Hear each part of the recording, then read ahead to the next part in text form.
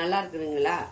இன்றைக்கி அஸ்வின் சீக்ரெட் சமையலில் ராகி மாவு வச்சு கேவுரு மாவு வச்சு நம்ம ஒரு ஸ்வீட் பண்ண போகிறோம். அது எப்படி பண்ணுறது பார்க்கலாமா? பாருங்கள், ஃபஸ்ட்டு தண்ணி ஊற்றி கொதிக்க வச்சுக்கோங்க.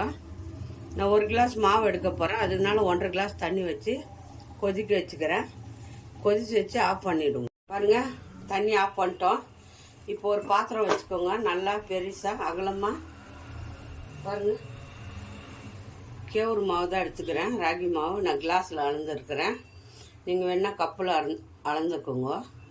பாருங்கள், 1 கிளாஸு ராகி மாவு கேவுரு மாவு எடுத்துக்கோங்க. எல்லாம் இதிலே அளந்துக்கணும். சால்ட்டு கொஞ்சம் போட்டு மிக்ஸ் பண்ணிவிடுங்க. இப்போது அந்த சுடு தண்ணி கொதிக்க வச்சோம் இல்லையா, அதை ஊற்றி கொஞ்சம் நல்லா பிசைஞ்சுக்கணும். ஊற்றி பிசைய முடியாது, அதனால் கொஞ்சம் கொஞ்சமாக பாருங்கள், சுடு தண்ணி புகை வருதா, கொஞ்சம் கொஞ்சமாக ஊற்றி சுடு தண்ணி ஊற்றினாலே ராகி மாவு வெந்துடும். பாருங்கள், சிம்பிளான ஒரு ஸ்நாக்ஸு. ஈவினிங் டைமில் குழந்தைங்களுக்கு ஹெல்த்தியானது, உடம்புக்கு ஆரோக்கியமானது ராகி மாவு போட்டு நல்லா பிசைங்க. கொஞ்சம் அரைச்சி இது எடுத்துடுவோம். எடுத்துட்டு கொஞ்சம் நெய் ஊற்றி நம்ம பிசைஞ்சுக்கலாம். இப்போ நெய் ஊற்றிட்டு நல்லா பிசைங்க. பாருங்க, இந்த மாதிரி சப்பாத்தி மாவு மாதிரி பிசைஞ்சுக்கலாம்.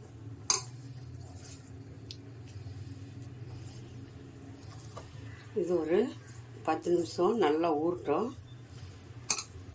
நல்லா ஊறிட்டோம். மாவு இந்த மாதிரி சப்பாத்தி மாவு மாதிரி பேசுங்க. பாருங்கள், எப்படி போகணும், சாஃப்டாக இருக்கணும். நல்லா ஒரு 10 நிமிஷம் ஒரு மூடி போட்டு மூடி வச்சிருங்க. 10 நிமிஷம். பாருங்கள், இது பூர்ணம் ரெடி பண்ண போகிறோம். அதுக்கு நான் 1 கப்பு தேங்காய் எடுத்துருக்குறேன். மிக்சியில் போட்டு நைஸாக அடிச்சுக்கோங்க. பாதாமும் கலக்காவும் எடுத்துருக்குறேன். அது கொஞ்சம் இது கொஞ்சம், இது எல்லாம் மிக்சியில் பொடி பண்ணோம்.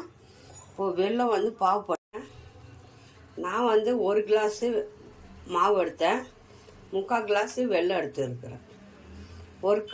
1 கிளாஸ் மாவுக்கு கொஞ்சமாக ஒரு 1/4 கிளாஸ் தண்ணி ஊற்றிக்கோங்க, போதும். பாவு போதாதான் இல்லை, வெல்லம் கரையணும், அவ்வளோதான். வெல்லம் கரைஞ்சி வரட்டும். அதுக்குள்ள தேங்காய் பாருங்கள், அதே கடாய் வச்சுக்கோங்க. அதே கடாயில் இந்த வெள்ளை தண்ணியை ஊற்றிக்கலாம். வெள்ளை தண்ணியை ஊற்றிக்கோங்க. மண் இல்லாமல் வடிகட்டிக்கோங்க. வடிகட்டிட்டு அதே தண்ணியில் ஊற்றிக்கோங்க. நல்லா கொதி வரும். பாருங்கள், தேங்காய் வந்து நைஸாக நான் பொடி பண்ணி வச்சுக்கிறேன். அதை இதில் போட்டுக்கலாம். நல்லா தேங்காய் வந்து இந்த தண்ணி எல்லாம் சுண்டி வரும். அதை எடுத்து நல்லா வேணும். கலக்காவும் பாதாமும் நம்ம பொடி பண்ணி வச்சுக்கிறோம், அது போட்டுக்கலாம். நம்ம அந்த கலக்காவும் பாதாமும் பொடி பண்ணி வச்சுருந்தோம், அதையும் போட்டோம். தேங்காய் இப்போது இதில் நம்ம நெய் ஊற்றிக்கோங்க. எல்லாம் கெட்டியாகி வரும், வந்து பூர்ணம் மாதிரி. அதுக்கு இதை கெட்டி பண்ணி பாருங்கள், இந்த மாதிரி கெட்டி ஆயிடணும். பாருங்கள், தேங்காய் கெட்டி ஆயிடுச்சு. இப்போ இதை ஆஃப் பண்ணிவிட்டு ஆற வச்சுருவோம்.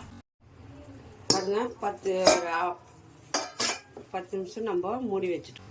நெய் ஊற்றி மாவு வந்து நம்ம தட்டி இதை கொஞ்சம் கொஞ்சமாக எடுத்து இந்த மாதிரி தட்டிக்கின்னு இப்படி உருண்டையாக எடுத்துக்கணும். இந்த மாதிரி உருண்டையாக எடுத்து நம்ம பாருங்கள், இந்த மாதிரி நல்லா தட்டிட்டு நம்ம பூர்ணத்தை உள்ளே வச்சு நம்ம பண்ணுவோம். ஒரு கவர் எடுத்துக்கோங்க. கவரில் கொஞ்சம் ஆயில் போட்டுக்கோங்க. ஆயில் போட்டுட்டு தடவிடுங்க. ஆயில் இந்த மாவு வந்து நல்லா அப்படி விட்டுடுங்க. விட்டுட்டு இந்த மாதிரி தட்டிக்கோங்க.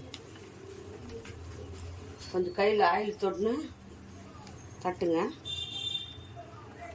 தட்டிட்டு இந்த மாதிரி தட்டிக்கோங்க. இந்த மாதிரி தட்டிட்டு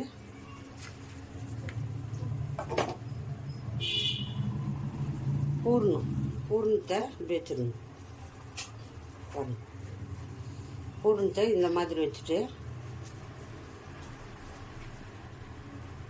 இப்படி நல்லா எடுத்து இப்படி ப்ரெஸ் பண்ணணும்.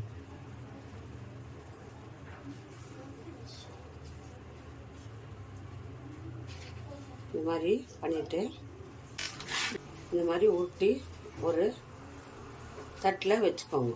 நம்ம வேக வைக்க போகிறோம். பூரணத்தை இந்த மாதிரி பூரணத்தை உருட்டிக்கோங்க. உருட்டிட்டு இதில் வச்சிருங்க.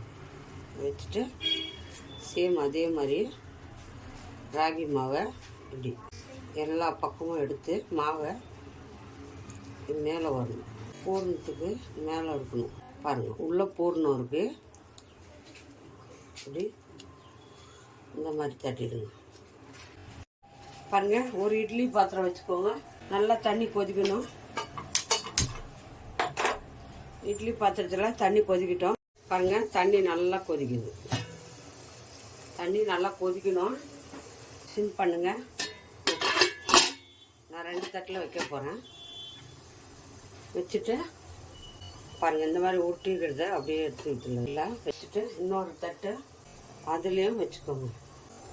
இந்த மாதிரி விட்டுட்டு வச்சுட்டு மூடி போடுங்க. 10 நிமிஷம் வெந்தால் போதும். மாவு வேக வச்சுக்கிறோம். ஒரு 10 நிமிஷம் வேகணும், அவ்வளோதான். 10 நிமிஷம் வெந்தால் போதும். ஆஃப் பண்ணிடலாம். 10 நிமிஷம் வேகுங்க. 10 நிமிஷம் ஆயிடுச்சு. இப்போது ஆஃப் பண்ணிக்கலாம். பாருங்கள், எல்லாம் வெந்துடுச்சு. அவ்வளோதான். சும்மா ஒரு ஆவி போட்டு எடுங்க. ஏன்னா அது ஏற்கனவே மாவு சுடு தண்ணி ஊற்றி நம்ம வேக வச்சுக்கிறோம். அதனால சும்மா ஒரு ஆவி ஒரு 5 நிமிஷம் 10 நிமிஷம் மூடி வச்சு எடுத்துடணும். இப்போ நல்லா வெந்துடுச்சு. ஆஃப் பண்ணிடலாம். அவ்வளோதான். இப்போது கொஞ்சம் ஒரு 5 நிமிஷம் ஆற வச்சு எடுத்துக்கலாம். பாருங்கள், எல்லாமே நம்ம இட்லி பாத்திரத்துலேருந்து எடுத்து இதில் வச்சுட்டேன் நான். பாருங்கள் எவ்வளோ சூப்பராக வந்திருக்குதுன்ட்டு.